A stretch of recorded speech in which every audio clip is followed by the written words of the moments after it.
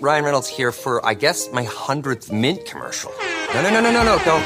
No, don't. I mean, honestly, when I started this, I thought I only have to do like 4 of these. I mean, it's unlimited premium wireless for $15 a month. How are there still people paying 2 or 3 times that much?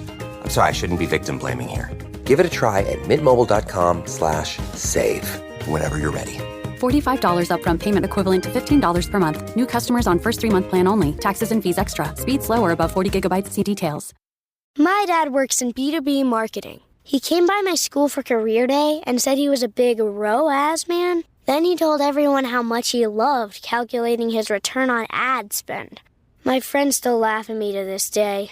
Not everyone gets B2B, but with LinkedIn, you'll be able to reach people who do. Get a $100 credit on your next ad campaign. Go to linkedin.com/results to claim your credit. That's linkedin.com/results. Terms and conditions apply. LinkedIn, the place to be, to be. This is Optimal Living Daily, the lasting benefits of getting comfortable with discomfort by Jay Harrington of lifeandwhim.com. And I'm Justin Malik. And we're going to jump right into today's post as we optimize your life. The lasting benefits of getting comfortable with discomfort by Jay Harrington of lifeandwhim.com.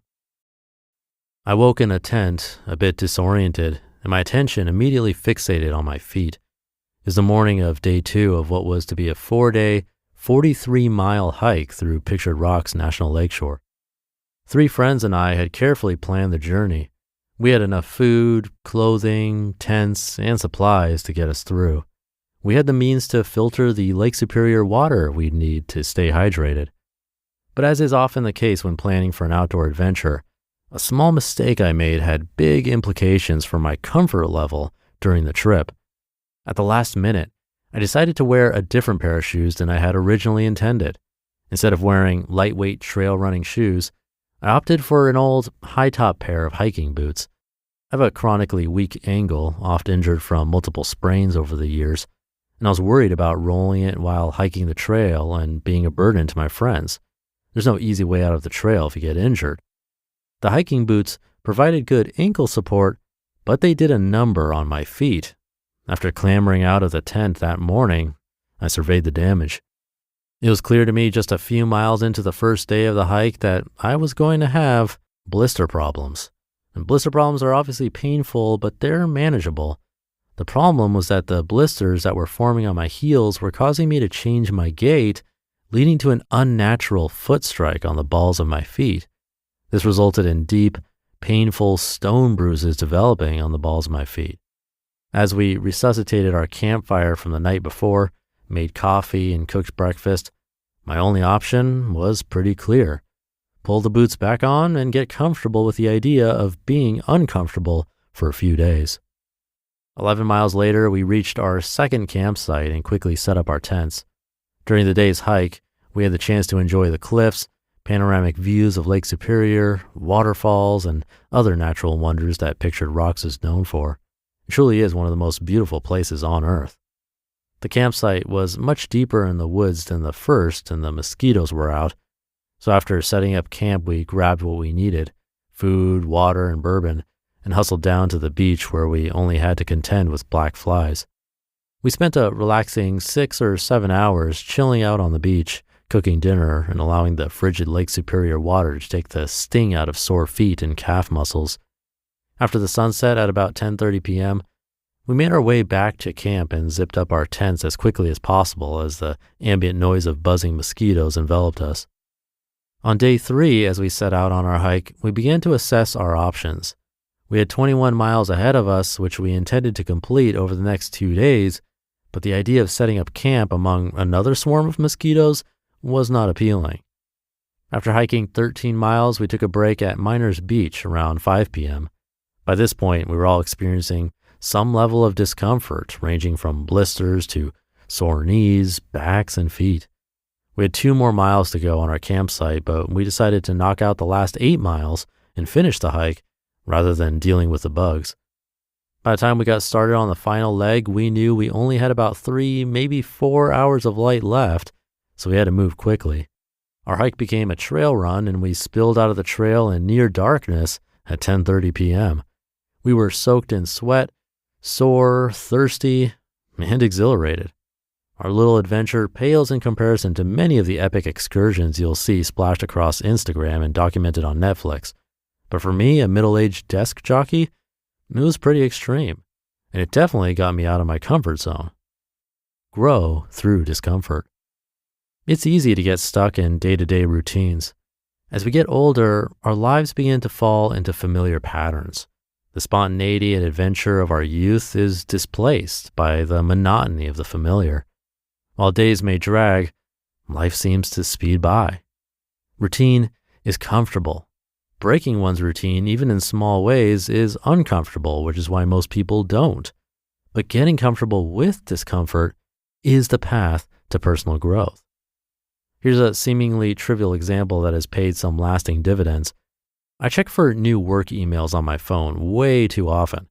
By going into the woods where we lacked a signal for 3 days, I was forced to break this routine. At first, despite knowing it was futile, I still found myself pulling out my phone out of habit. Within a few hours, I adapted to the new reality, life without the internet, and became much more present in the moment as a result. While it was uncomfortable at first, I came to realize the madness of allowing technology to steal my attention from the wonders of the world around me. Upon re-entering the world of 5-bar data signals, I found that my digital detox endured. By no means have I been perfect, but the positive feelings of my tech-free weekend have led me to be less likely to reach for my phone in search of a quick dopamine hit. There are way more appealing things to look at in the beautiful setting of Traverse City. Another example, physical fitness has always been an important part of my life, but over the last 12 months, I've fallen into a bit of a rut. My workout routine became, routine, and I started feeling stagnant. The Pictured Rocks weekend helped break the script. The hike was a physical challenge, to be sure. 43 miles in 3 days of hilly terrain, a great deal of wet, muddy trails, and obstacles to maneuver over and around, all while carrying heavy backpacks, was taxing. However, I found that despite the increasingly acute pain in my feet, the hike got easier as the days went on. In fact, we ran the last 8 miles of our 21-mile hike on day 3. It was a good reminder that the human body is a pretty remarkable machine. Most of the physical limitations we face, except for injury and disability, of course, are mental. While the body's primal evolutionary instinct is to conserve energy, it can turn it on when it needs to. While the first couple of days of a physical challenge may seem extremely difficult, by the third day it's as if the body says to itself, okay, this is what we're doing now, and taps into rarely used reserves. Getting comfortable with being uncomfortable on the trail has, like the digital detox, paid ongoing dividends in terms of better, more rigorous workouts. Experience something new to create lasting change. All of this is to say that while it's not easy to break free from old routines, one of the best ways to do so is to thrust yourself into new, often uncomfortable situations and experiences. You can't think your way out of undesired habits. No article or online video is going to provide the motivation necessary to overcome the inertia of the status quo. It's almost always necessary to experience something new, even if it is unpleasant in the moment, to see things differently. Personal experience is the precursor to personal improvement. Discomfort is the catalyst for growth. You just listened to the post titled, The Lasting Benefits of Getting Comfortable with Discomfort by Jay Harrington of lifeandwhim.com, and I'll be right back with my commentary. Good taste is easy to spot, but hard to pin down. You know it when you see it.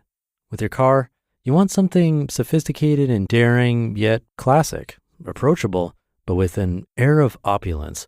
That's where the Range Rover Evoque comes in.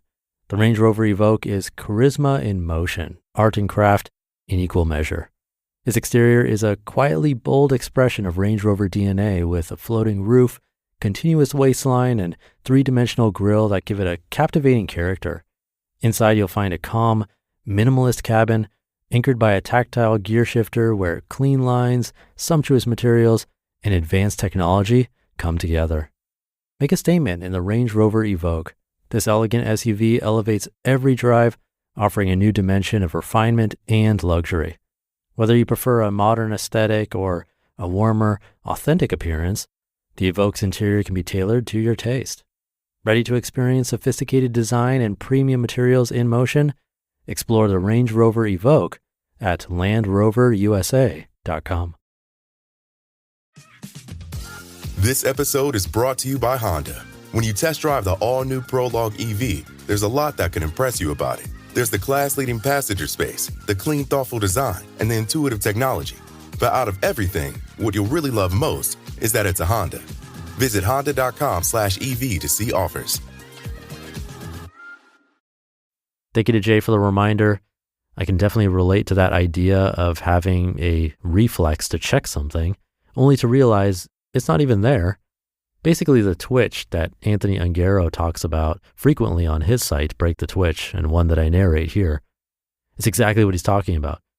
Only when we remove something or put an obstacle in our way do we realize some of our unconscious behaviors.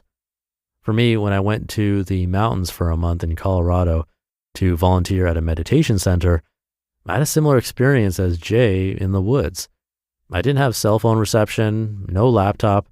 We had to go to a special room with only 3 to 4 computers to go online, which I think only happened for me once in that entire month. And it really erased some of those habits, at least temporarily. Having an experience like that sheds light on things that we don't even know are happening, which I find really helpful. So if you have the chance, I'd back Jay up here and say, try it out.